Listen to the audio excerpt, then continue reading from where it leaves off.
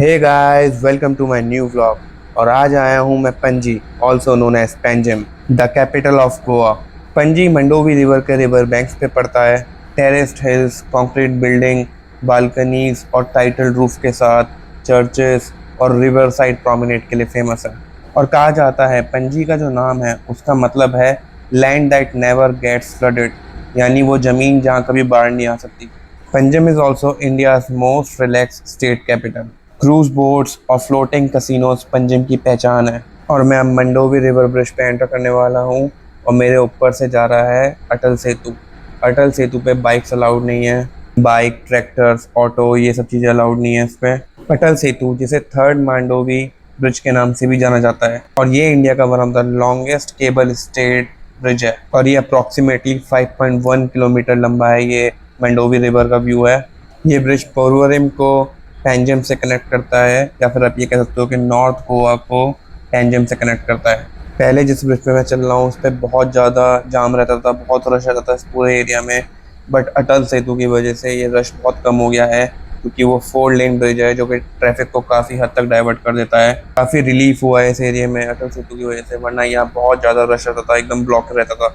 क्योंकि ये गोवा का सबसे ज़्यादा बिजीएस्ट रूट है। इससे ज़्यादा बिजी गोवा में कोई रूट नहीं है, इससे ज़्यादा हलचल किसी जगह नहीं है। ये ब्रिज नॉर्थ गोवा को गोवा की कैपिटल से कनेक्ट करता है। और इस रिवर्स में क्रूज ही क्रूज खड़ी रहती हैं। सारी जितनी भी क्रूज पार्टीज होती हैं सब इस रिवर पे होती हैं। जैसे जो बड़े कसिनोज हैं वो तो आगे हैं समुंदर में, बट यहाँ पे काफ़ी बोट्स और क्रूज होते हैं जिनमें अगर आपको बोटिंग करनी है आप बोटिंग कर सकते हो, पार्टी कर सकते हो। बहुत सारे ऑप्शंस अवेलेबल होते हैं। बाकी आपको मौसम की अपडेट भी दे देता हूँ। इस वक्त लगभग दोपहर के 1 बज रहे हैं और 36 डिग्री टेम्परेचर हो रहा है। थोड़ा ह्यूमिड हो रहा है। अगर जैसे किसी ने हेलमेट लगा रखा है तो उससे ह्यूमिड फील होगा। वैसे भी इतनी ह्यूमिडिटी गोवा में हुई नहीं है, बट दिन बर दिन ह्यूमिडिटी बढ़ती जा रही है। अप्रैल तक काफ़ी ह्यूमिडिटी हो जाएगी। बट ये है, दिन में थोड़ी गर्मी रहती है, ह्यूमिड रहता है, बट शाम को मौसम अच्छा हो जाता है। बढ़िया हवा हवा चलती है। और हवा अभी भी सही चल रही है। धूप खिली खिली है, बट ऐसा नहीं है कि गर्मी लग रही है, बस ह्यूमिड लग रहा है, ह्यूमिडिटी फील हो रही है। इस टाइम गोवा में बहुत प्यास भी लग रही है, जैसे कितना ही पानी पी लो बट प्यास नहीं बुझती। और जब तक बारिश स्टार्ट नहीं हो जाती तब तक ऐसा ही रहेगा वेदर। गोवा में बस ये 2-3 महीने के लिए अनकंफर्टेबल वेदर होता है, फिर बारिश स्टार्ट हो जाएगी। और बारिश के बाद तो कुछ नहीं पता कि 5-6 महीने के लिए एकदम ही नॉर्मल मौसम हो जाता है कि धूप भी नहीं निकलती। मतलब 2-3 महीने तो सूरज भी नहीं दिखता। जैसे नॉर्थ में ठंड में कई बार सूरज नहीं दिखता कई कई दिनों के लिए, यहाँ बारिश में कई कई दिनों तक सूरज नहीं दिखता। वरना यहाँ खिली खिली धूप में जब सूरज दिख रहा होता है, खासतौर से सनसेट से थोड़ी देर पहले, सूरज बहुत तेज आंखों में आके लगता है, बहुत अनकंफर्टेबल हो जाता है।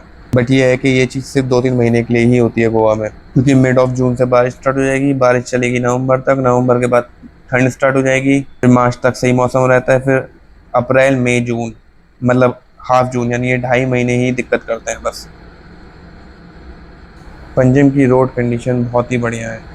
कहीं भी अभी तक कहीं भी मतलब मुझे रोड में कोई कमी नहीं लगी, कहीं भी गड्ढे हो रहे हो या कुछ अनइवन हो, बहुत ही बढ़िया रोड कंडीशन है। अगर इंडिया की सारी कैपिटल सिटीज़ देखी जाए तो शायद पंजिम टॉप में आएगी अपनी रोड कंडीशन के मामले में, जबकि गोवा में होने के बाद भी ये चीज़ पंजिम को बहुत अलग और तारीफ़ काबिल बनाती है। यहाँ कुछ मिनिस्ट्री से रिलेटेड, गवर्नमेंट से रिलेटेड ऑफिस हैं। पंजिम में आके वैसे वो गोवा वाली वाइब ख़त्म हो जाती है, एकदम डिफरेंट फील है पंजिम का। अभी देखना एकदम सामने पहाड़ का व्यू और कैसे रोड एकदम डिक्लाइन हो जाती है। और ये चीज़ सिर्फ पंजाब में नहीं, पूरे गोवा में ऐसा है। पूरे गोवा में अप एंड डाउन इस तरह की रोड दिखेंगी आपको। काफ़ी जगह पहाड़ों के बीच में बनी हुई है, काफ़ी जगह पहाड़ों के ऊपर बनी हुई है। पूरे गोवा में पहाड़ी पहाड़ हैं। Look at this guys, Portuguese style villas, typical Portuguese colonies. ये टिपिकल पोर्चुगीज कॉलोनीज है जिनमें से मैं घूम रहा हूँ। और ये चीज़ है जो पंजिम को सबसे अलग बनाती है, सबसे खूबसूरत बनाती है। कलरफुल घर, और यहाँ की फेमस फॉन्टेनियस लेन भी यहीं पे पास में ही है जहाँ पे मैं घूम रहा हूँ।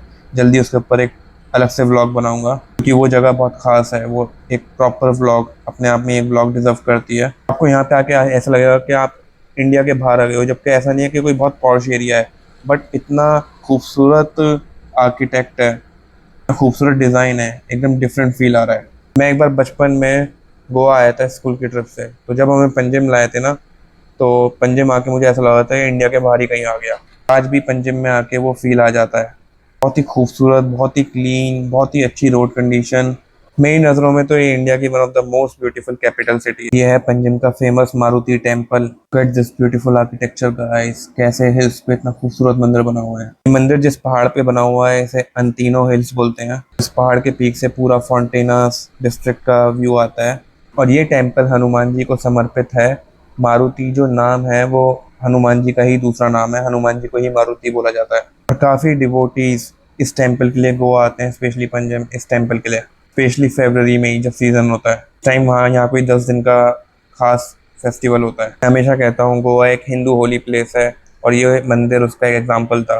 पंजिम में बहुत चीज़ें दिखाने के लिए हैं, बहुत चीज़ें एक्सप्लोर करने के लिए हैं, फिर भी मैं स्पेशली आपको ये मंदिर दिखाने लाया इस व्लॉग में, क्योंकि ये मेरा पंजिम का फर्स्ट व्लॉग था और मैं चाहता था कि मैं ये मंदिर दिखाऊँ अपने फर्स्ट व्लॉग में। और पंजिम एक अपने आप में एक मेट्रो सिटी है, कैपिटल है गोवा की, तो इसको एक ब्लॉग में पूरा कैप्चर नहीं किया जा सकता। अब जैसे मैंने रिसेंटली दोनापावला का ब्लॉग बनाया था, दोनापावला भी पंजिम में ही है, ऐसे ही पंजिम में मीरामार बीच है, फॉन्टिनाज है जिस पे जल्दी व्लॉग आने वाला है। इसलिए इस व्लॉग में, क्योंकि ये मेरा पंजिम का फर्स्ट व्लॉग था, इसमें मैं आपको पंजिम की रोड कंडीशन, पंजिम के खूबसूरत आर्किटेक्चर, मंडोवी रिवर, हनुमान जी का टेम्पल, यही सब चीज़ें दिखाऊंगा। बाकी इसके बाद जब मैं पंजिम का दूसरा व्लॉग बनाऊंगा उसमें मैं आपको पंजिम का मार्केट, क्राउड कंडीशन, ये सब चीज़ें दिखाऊंगा। यहाँ का फेमस चर्च जहाँ पे कई मूवीज़ की शूटिंग हुई है, जोश से लेके कई सारी मूवीज़ की शूटिंग हुई है। और जोश से याद आया, बहुत जल्दी वास्को डी गामा पे भी ब्लॉग बनाऊंगा जो कि पंजिम से लगभग 28 किलोमीटर दूर है शायद, मुझे कंफर्म नहीं है, मैं गलत भी हो सकता हूँ। जल्दी मैं वास्को डी गामा पे भी ब्लॉग बनाऊंगा। और ये आगे पंजिम की वो साइड जहाँ पे बड़े बड़े कसिनोज खड़े रहते हैं। अभी राइट में आने वाला है बिग डैडी कसिनो जो कि बहुत फेमस कसिनो है। ये है बिग डैडी। कई लोग मानते हैं कि गोवा का नंबर 1 कसिनो है, बट डेल्टन गोवा का नंबर 1 कसिनो है। बिग डैडी भी टॉप के कसिनोज में आता है। बिग डैडी कसिनोज के पैकेजेस की 3500 रुपये से स्टार्टिंग हो जाती है। इसमें ड्रिंक्स और डिनर दोनों इंक्लूड होता है, प्लस लाइव एंटरटेनमेंट। बहुत ही बढ़िया पैकेज है, इसलिए काफ़ी भारी मात्रा में लोग जाते हैं कसिनोज में। इन्हीं के सिर्फ कसिनोज खेलने जाते हैं, पार्टीज़ एंजॉय करने जाते हैं, डिनर एंजॉय करने जाते हैं, ड्रिंक्स एंजॉय करने जाते हैं। काफ़ी अच्छे और चीप पैकेजेस हैं, उससे काफ़ी अच्छा माहौल होता है, काफ़ी अच्छा क्राउड होता है। एक तरीके से आपको क्लब वाली फीलिंग भी आ जाती है। यही नहीं कि सिर्फ कसिनो या कोई जुआ खेलने जाना है। अभी मैं बता दूँ, कई लोगों को अगर लगता हो कि लोग गोवा आते हैं, कसिनोज जाते हैं, कसिनो खेलने, जुआ खेलने, ऐसा नहीं है। फिर लोग पार्टी करने जाते हैं, इंजॉय करने जाते हैं, काफ़ी अच्छे पैकेजेस होते हैं, उनका फ़ायदा उठाने जाते हैं। जैसे समुंदर में, रिवर में आप क्रूज़ में हो, मज़ा आता है। इस वक्त ऐसा लग रहा है कि लुटियंस वैली में आ गया हूँ। और ये आ गया हूँ मैं मीरामार बीच के बाहर। ये पंजिम का मेन चौक है। चिग्मोत्सव फेस्टिवल की डेकोरेशन हुई पड़ी है जो कि होली पे बनाया जाता है। सो गाइस, वीडियो अच्छी लगी तो लाइक कीजिए, चैनल को सब्सक्राइब कीजिए। जल्दी मिलते हैं मेरे नेक्स्ट व्लॉग में। Thank you so much for watching.